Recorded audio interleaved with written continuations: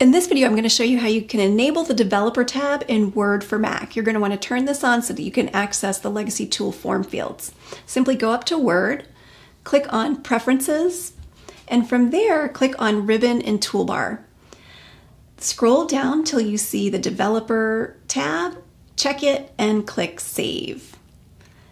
Close your Word Preferences box and you'll notice that the Developer tab is now available. And you click on it and you'll see you have access to all your Legacy Tool form fields. You can insert a plain text form field, a checkbox, and you have access to all your other tools to create fillable forms from there.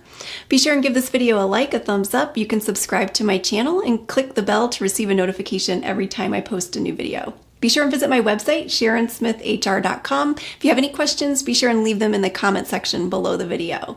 I look forward to seeing you next time. Thanks. Bye-bye.